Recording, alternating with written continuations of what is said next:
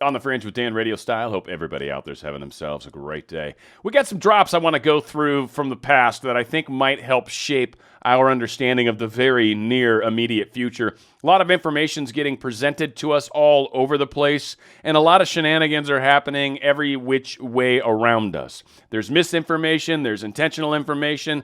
We've got the deep state that still controls the media, but we've got information that's coming out in other channels, and a lot of people are starting to understand how this game is played. So we're going to get into a lot of things on this one. Real quick, it's New Year's. A lot of crazy people try to do things like quit stuff on New Year's. Not the best idea. I want to say I was a smoker for 21 years, and I quit cold turkey. Now, I had quit a couple times before, and then you go to a Christmas party and have one, and all of a sudden you're smoking again. So long story short, this is for people that are serious. There's a link below. It's called the Easy Way to Stop Smoking. I think it was written by Alan Carr, if I remember. And the guy is like, he smoked 7 packs a day. And I'll tell you, when I read the back of it, right out of the box, it said, you can smoke while you're reading this. Again, if you're a non-smoker and you're trying to get someone to stop smoking, do not buy this book. Do not try to help them. Let them know about it. Let them know a book was recommended. Do not buy it for them. It is their choice. They have to choose it. They will never quit. I don't want to go too far into it, but I will tell you, it deals with all the psychological crap we tell ourselves. So if you're actually interested in doing it, and only if you're serious about doing it, that link below, it's Amazon. You can buy it wherever you want, but that's the book I'm talking about. 7 Easy Ways to Stop Smoking, Alan Carr. Highly recommended. All right, let's get into some of these crazy Q drops. And I used that slide strictly as a reminder. I saw some story. I didn't even read it. Didn't even care. Anyway, old Q drops. This one's going back to November 1st, oddly, 2017. Now, just to kind of build a little bit, there's this big discussion around 11.3. 11.3 and, oddly, 11.6. Now, a lot of people, of course, assume that was a date. This came out on 11.1. So a lot of people assumed, oh, well, this is going to happen in 2 days. And that's what's pissed people off about Q anyway. It's kind of the funny part, and that's sort of where the psyop is. The psyop is the fact that there's good information and bad information that's being shared. This was always meant to be that. It was never meant to be 100% accurate. It was never meant to foretell the future per se, but the future proves the past. And so, at the same time, it does. And there's some very interesting things that sometimes, it's kind of like when a psychic's giving you a reading. You can't necessarily take them 100% verbatim. They're like, yeah, well, you're going to be happy on this day. And then all of a sudden, that day comes around and you end up eating an ice cream cone. And for a brief moment in time, you're like, I was actually pretty happy. Like, sometimes you can't take it with a full grain of salt. And I think that's the case with some of these posts. They were meant to cause some panic on the left. They were meant to tease that, hey, we know things, we know what you're doing, and then at the same time, it was meant to get you and me talking about it. That's what this was always about, talking about all the stuff that's been going on around us for all of this time. Essentially, an awakening process was occurring. This psyop was meant to be part of that and a very useful platform to do it. Is it 100% accurate? No. It's not. It's not going to be. It was never intended to be. But has it turned out to be very accurate and also had led us to a lot of directions and a lot of anons have found stuff? Yes. So again, people can say all sorts of things about what Q is or what Q was. And you know what? From both sides, they're probably right. It is a psyop. It was some LARP. It blah, blah, blah. It was all those things, but it was also all of these other things too. And trying to label this in some sort of neat, convenient way is very difficult, considering this was a counterinsurgency, and this was being led from intelligence, and this is essentially a military op that we've been a part of for some time. So anyways, following up to the last post, this is 25. We got a couple of these to go through. Return to comments regarding Pelosi and John M. Some of us refused to say his last name for a reason. I believe that was before McCain had even passed, and I'm not quite sure what they're hinting at there. This all has meaning. Everything stated. Important to notice. Big picture stuff. Few positions allow for this direct knowledge, which means very few people know the entire picture. Very few. Trump probably. But even still, I think they brought him into the... So I don't know. I still feel like this is larger than even the President of the United States. I really do. But that being said, this is a big, big deal, and very few people know the big picture. So proof to begin 11.3. We all sincerely appreciate the work you do. Keep up the good fight. The flow of information is vital. This was one of the key ingredients to what all of this has been about. The flow of information. This has made us talk about stuff. Yes. Is 11.3 necessarily what we're going to find out? I don't know. We're going to see. And there's more stuff here to talk about this. So post 26 immediately after. Think about it logically. The only way is the military. Fully controlled, save and spread. Once 11.3 verifies as first marker, biggest advanced drop on poll. I'm not sure if that's poll, politics, whatever. I don't think matters too terribly much. But once the 11.3 verifies as first marker. Now, a lot of people have 11.3 set as the Huber markers regarding, it was John Podesta and Abedin. So John Podesta was supposed to be indicted, was what we were hearing, and I think I've got the thing here, from 11.3, and then 11.6 it was supposed to be the Abedin lady. So anyways, what also came up, and this continues, 34 was the post, and again, November 1st, like Q was on fire right off the bat on November 1st. So kind of put it in context, future proves past, this was right before an election, it was meant to make people think it was back then that they were talking about. But I want you to put it in context of what we've been going through since November 3rd this year, or 2020, sorry, it's last year, since November 3rd last year. So Q Clearance Patriot says, my fellow Americans, over the course of the next several days, you will undoubtedly realize that we are taking back our great country, the land of the free, from the evil tyrants that wish to do us harm and destroy the last remaining refuge of shining light. On POTUS's order, we have initiated certain fail-safes that shall safeguard the public from the primary fallout, which is slated to occur 11.3 upon the arrest announcement of Mr. Podesta, actionable 11.4. Confirmation to the public of what is occurring will then be revealed and will not be openly accepted. Public riots are being organized in serious numbers in an effort to prevent the arrest and capture of more senior public officials. On POTUS's order, a state of temporary military control will be actioned and special ops carried out. False leaks have been made to retain several within the confines of the United States to prevent extradition and special operator necessity.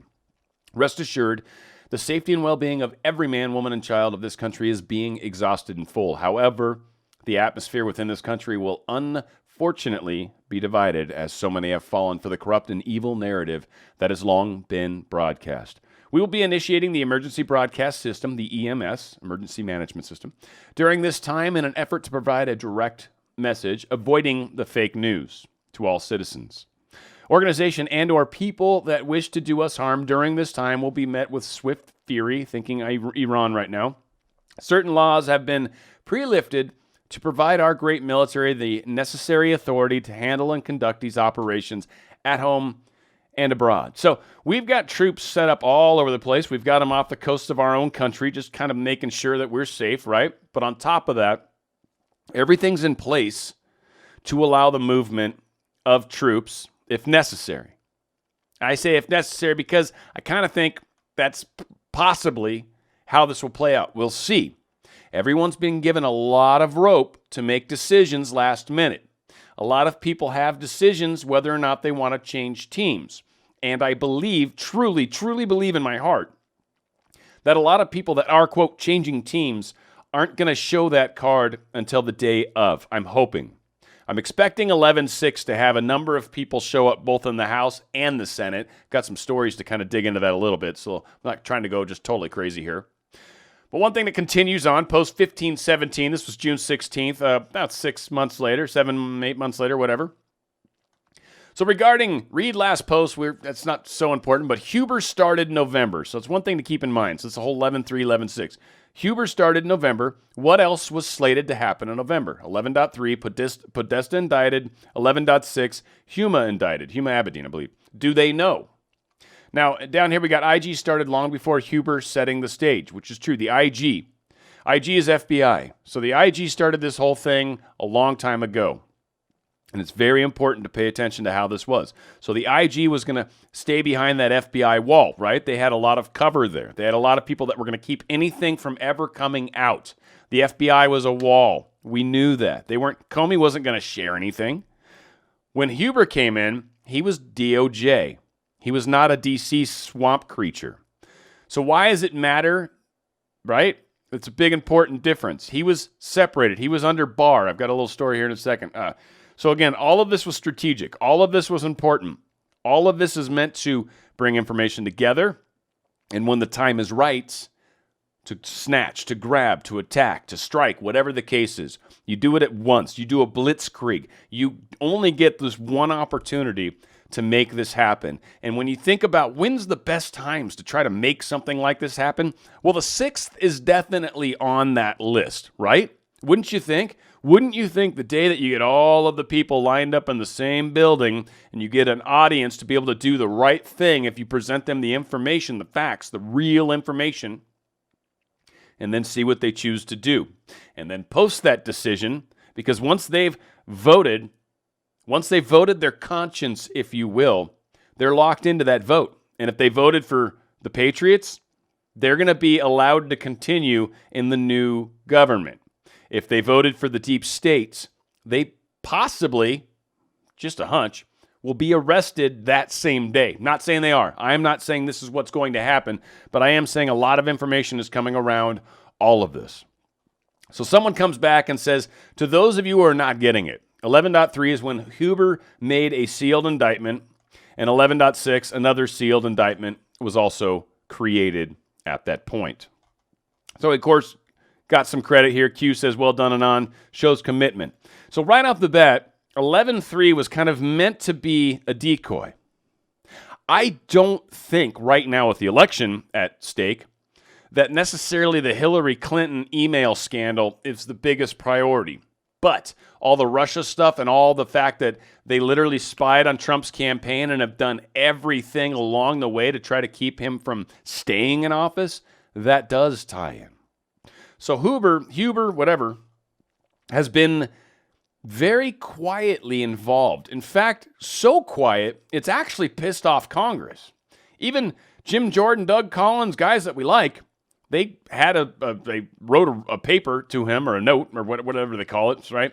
Your investigation has been ongoing for over 9 months, Republican reps, blah, blah, blah, all said. During the course of our extensive investigation, we have interviewed more than a dozen current and former DOJ and FBI personnel, and we're surprised to hear none of these potentially informative witnesses testifies to speaking with you. To Huber, whatever. So Barr kind of answered all these questions. This was a while back. This last year, or 2 years ago, I guess. Barr said that Huber is currently wrapping up an investigation related to former Secretary of State Hillary Clinton and has not been involved for months in anything related to the Russia probe. The other issues he's been working on relate to Hillary Clinton. Those are winding down and hopefully will be in a position to bring those to fruition. Now, we know for fact that COVID put a little bit of a smackdown on the timing of everything. Now, this was May of 2019, but I think the timing of all of this stuff was they always knew this election stuff was going to happen. Odds are they probably knew about the pandemic, maybe just not how it was going to come, but they knew something major was going to come, and maybe a biological, I don't know. But they knew some stuff was coming that was going to try to mess with the election. So I think a lot of things have been put in place, a lot of opportunities to give people a chance to, like I said, cast that vote of conscience, and show where they stand. Do you stand with we the people, like you're supposed to, like the oath of office you took, or do you stand for the deep state? We're going to find out. And I'm reasonably sure the people that stand for the deep states are going to pay a price. I'm also reasonably sure Huber, along with Durham, and probably some others, have major investigations that have mostly wrapped up, if not completely wrapped up in Huber's case, and are ready to indict, unseal, and arrest. So we could, theoretically, and it would not surprise me, if we hear about Podesta's arrest over the next couple days. I'm not saying that is it, because again, 11.3 is also the election, and they said you would know once 11.3 verifies as first marker. And they've been talking about how, as of 11.3, on POTUS's order, we have initiated certain fail-safes that shall safeguard the public from the primary fallout, which is slated to occur 11.3. If you think about the election and the way the election really started everything, I think 11.3 was always meant to be 11.3 2020. I think it was always meant to be the start was the election. The election had to happen. They were prepared to catch and grab everybody, but they had to let the crimes be committed. You can't accuse somebody of a crime before they actually commit it, right? They walk into a liquor store and you're like, I'm arresting you now. And they're like, why? I'm like, because I know you're going to steal a pack of gum. They're like, I just walked in. Doesn't matter. I know you're going to do it. You can't do it. They got to steal a pack of gum before you can bust them. So things are getting interesting, to say the least. And I think we could very well get some markers thrown at us. So again, I'm not sure, but I wanted to bring it to your attention because it might be relevant. Also, situation update, we've talked about this, but there's so much stuff. I mean, around the Dominion machines, they hacked them live on the machines. They were able to change votes. They were able to catch votes coming and then change them and then dump them, pump and dump, they were calling it. They were able to demonstrate all of this. They were able to show that Stacey Abrams' sister has been blocking all sorts of things from happening. She's a judge, and she's not recusing herself, and she's in the midst of all this. I'll be surprised if Stacey Abrams isn't arrested sometime very soon. There's way more than enough evidence in Georgia alone to take down a whole slew of people. And anybody that thinks they're going to get away with this is sadly mistaken, especially considering you're getting one more chance to do it with a major microscope on top of you. Stacey, good luck pulling it off one more time. And I have a funny feeling you're going to try because you have to. I was telling my girlfriend, she's like, do you think they'll cheat? I'm like, they have to cheat. If they don't cheat, they cannot win. The only way they have a chance at winning is to cheat. They have to cheat. They have to. So we'll watch that play out again and possibly be very upset when we find out the Democrats won on the 5th. It's something I'm prepared to hear. Do I necessarily agree that's going to be the truth? I doubt it. I truly do. We'll see. Now, a lot of you guys probably hopefully know January 6th, big day. Trump is calling for everybody to come to D.C. if possible. If not, get out to your state capitals and try to make your presence known. This is a huge day, and it's super important for these senators and these members of the House to see how many of us there are. How many of us they need to answer to if they don't do the right thing. Now, again, I've talked about this.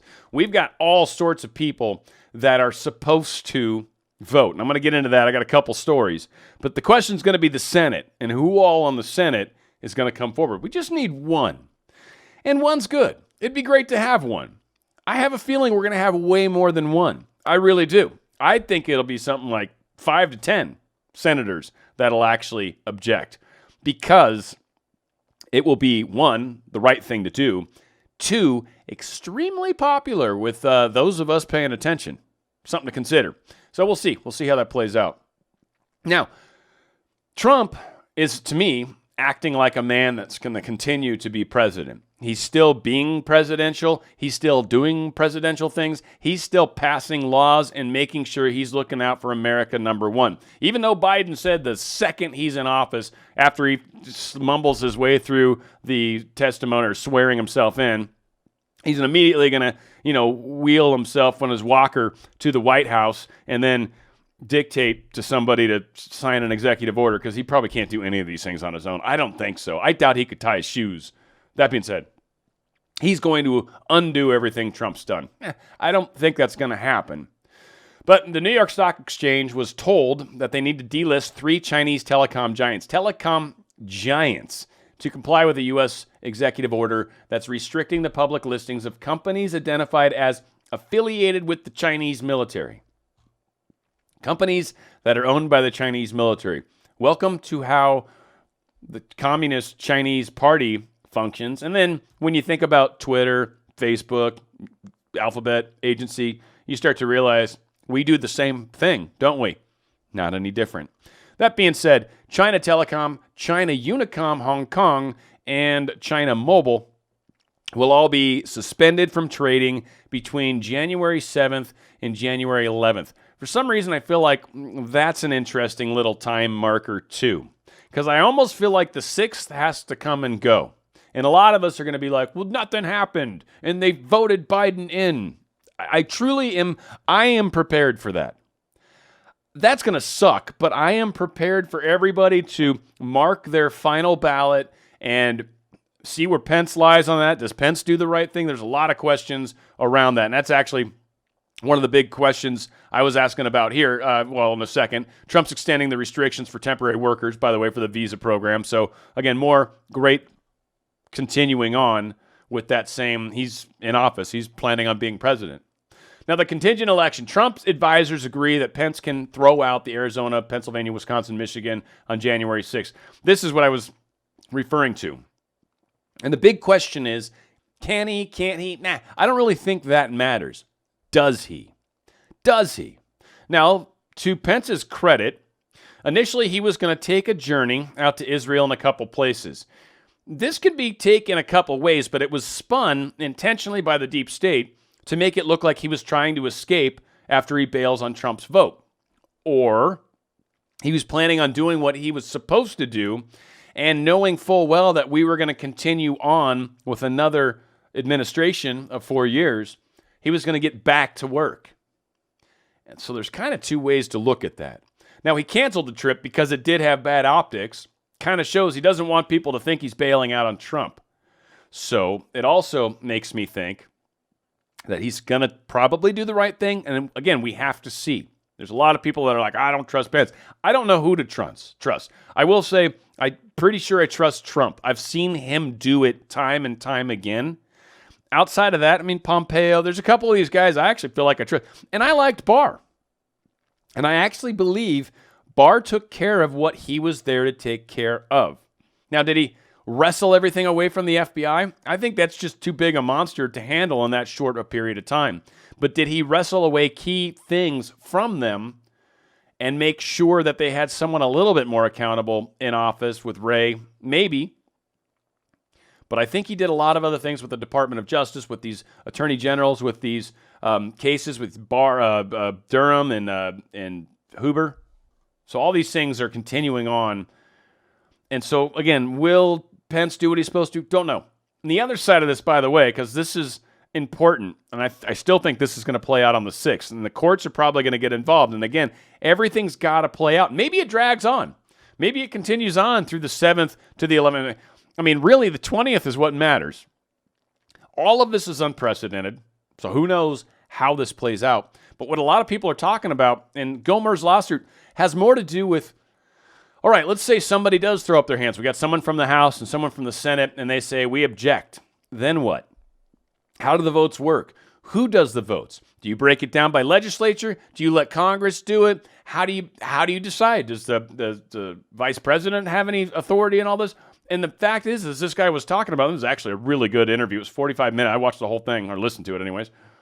There is cases happening on both sides, both ways. This has precedent happening in a couple different ways.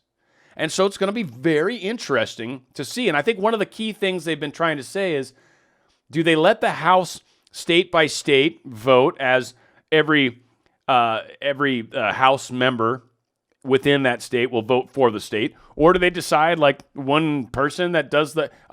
there's so many different ways that this can kind of go. Ultimately, it's going to come down to the state legislature, which they should be requesting that permission already. Again, huge legal implications. This is going to be huge.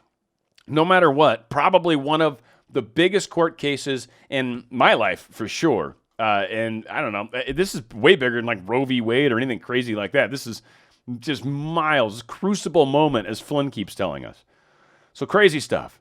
140 plus U.S. reps expected to object on the 6th. 140 plus House members. Don't think we're going to have a hard time getting that one person when you've literally got 140 plus of them right now saying, yeah, I'm definitely going to throw my hands up. Pennsylvania GOP House leaders urge Mitch McConnell to dispute the Electoral College certification pending an investigation.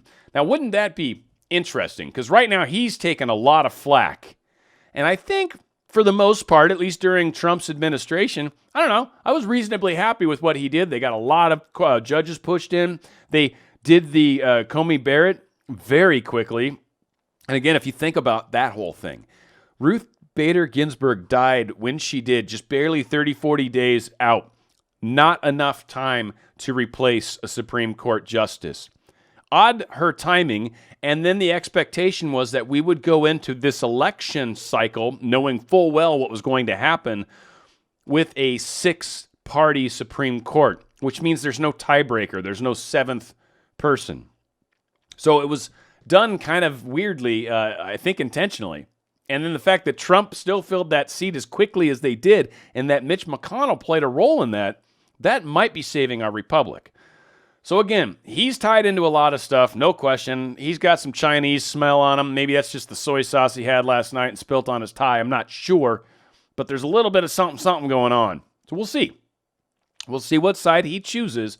But it is an interesting question, and it would be awesome if he actually said, well, I actually object. And he's the Speaker of the House. Of all the people, it would be cool to see him do it. And someone else maybe that seems like he's been oddly quiet. I don't know about you guys. And again, he's still one of the ones I'm not sure about. But him being quiet almost makes me think he's kind of working in the background. So maybe he's going to surprise me and come out of the bushes and be like, blah. And I'll be like, Lindsey Graham, my God, you scared me. So Senate must be able to kill anything coming out of Pelosi's house. Yeah, he's worried about losing those 2 Senate races down in Georgia. Bad times if that happens. Now, it would be funny if one of the Democrats won and one of the Republicans won, and then it's like, I don't know what the hell. I think we'd still have an advantage by one. But that one guy sounds pretty bad, and his wife's coming out, and just all sorts of horrible stuff's going on down there. So again, Lindsey Graham making some noise. So, that's how these things play out. Now, one thing that's really cool, and gosh, if you were mayor of New York, wouldn't it be awesome if you took advantage of the pandemic and you said, all right, everybody, nobody can go to Times Square. Nobody. Lockdown. If we see you down there, you're getting arrested. And then you take your own wife down to Times Square and you dance with her, just, alone in Times Square with nobody else there. Yeah. No, you got the whole entire city to yourself. Yeah, sure. That's not going to piss anybody off at all. No, because, you've already been kicked out of every restaurant in New York, so you're obviously already one of the most unpopular mayors, or you're popular, but more of infamous than popular. So, yeah, continuing in that same vein.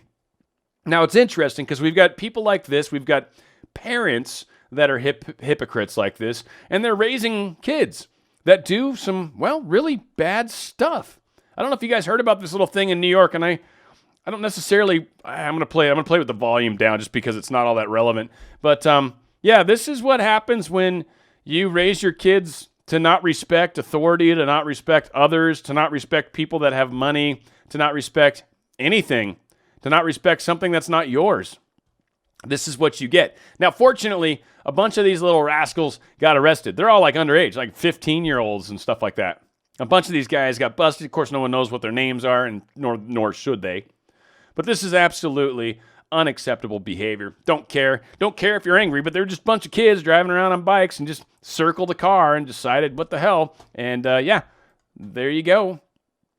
Oh yeah, Dr. Fauci. Gotta love this guy, right? No, I don't mean that at all. He says the rollout for the vaccines, it's disappointingly slow because states and counties lack resources. Now, to me, that sounds like a deep state cry for that money that they didn't get, right? All that state and county money they want. But what I was thinking to myself is, oh my goodness, you've got all these nurses that have time to dance. You got all these people that, can do the cha-cha while they're, at work. The entire ward apparently is completely empty. I say just use them. Just use them, Fauci. I found you a whole bunch of labor to help move your vaccine. And in fact, I guess to my understanding, we got hospitals all over the place that are sharing these videos. So maybe start the vaccines in those places, and then hopefully we should have your little budget problem taken care of. How about that? Anyway, just saying. Now, something that is interesting, and this is one of those things where I kind of wonder if this is like a counterinsurgency, or if this is sort of a counter blackmail. You know what I mean? Because people know. And Lynn Wood's been coming out with information around this guy. Right? He's asking Chief Justice Roberts about some illegal adoption. Now, to me, what it sounds like, and Lynn Wood also shared a photo that was supposedly a drone shot of Epstein still alive. Now, again, nothing's been confirmed or verified. No one knows. Don't know. I don't know. But it sounds like Lynn Wood's maybe got some information about this guy why this guy is blackmailed by the deep state and why he keeps doing strange things. And what it sounds like to me is Lynn Woods basically saying, so here's the thing, Mr. Roberts. I know the deep state's got some dirt on you, and I bet they're threatening to reveal this dirt if you don't do what they say.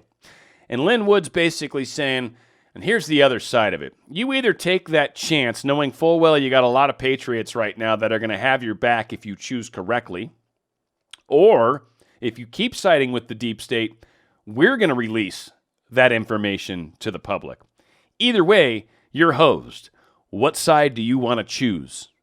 And I think John Roberts has some very tricky, tough choices that he needs to make. Today's the 1st. He needs to make it by the 6th, probably, because these guys are getting brought in on that day.